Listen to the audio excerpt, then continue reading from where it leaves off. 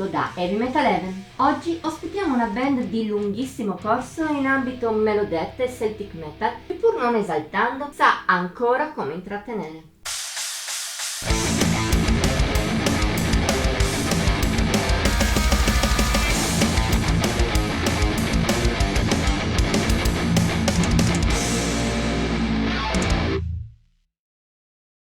Per chi conosce il folk metal appena oltre la superficie dei gruppi più famosi, è probabile che dei tedeschi Suidacra abbia sentito almeno il nome.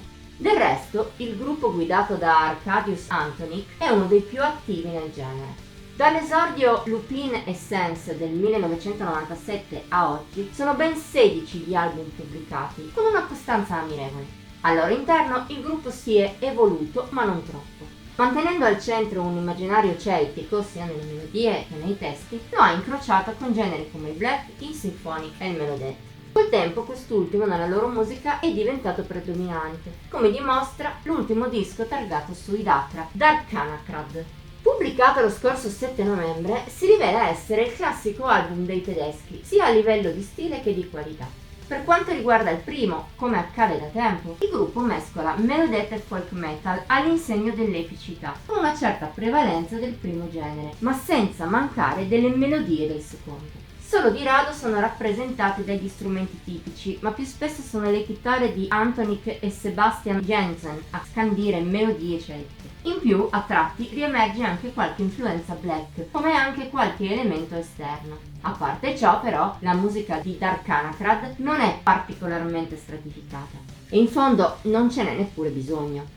Pur senza fare nulla di rivoluzionario, i Suidacra si muovono nella comfort zone della loro personalità, con l'abilità che ci si aspetterebbe da loro. Nonostante la lunga carriera, ai tedeschi non mancano le buone idee, unite a un'esperienza percettibile. A tratti, c'è da dire, quest'ultima va a scapito dell'ispirazione e si traduce un po' nel classico compitino.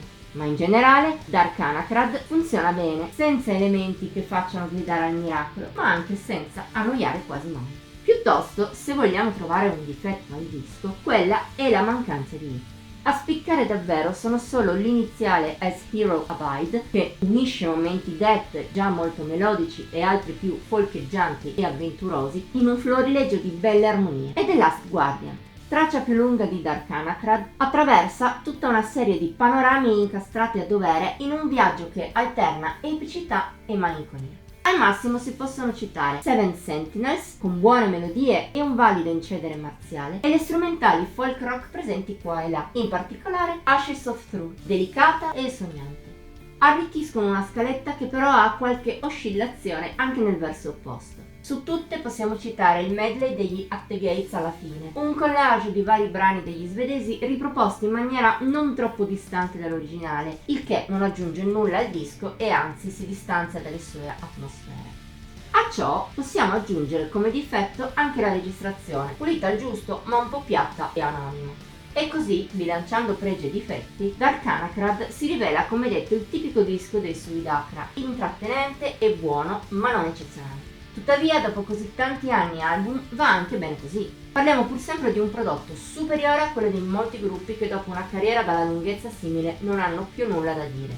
Ecco perché ci sentiamo di consigliarlo lo stesso. Chi ama la band di Arkadiusz Antoník lo apprezzerà, e anche se ami il melodeath più epico o il folk celtico è probabile che potrà divertirti.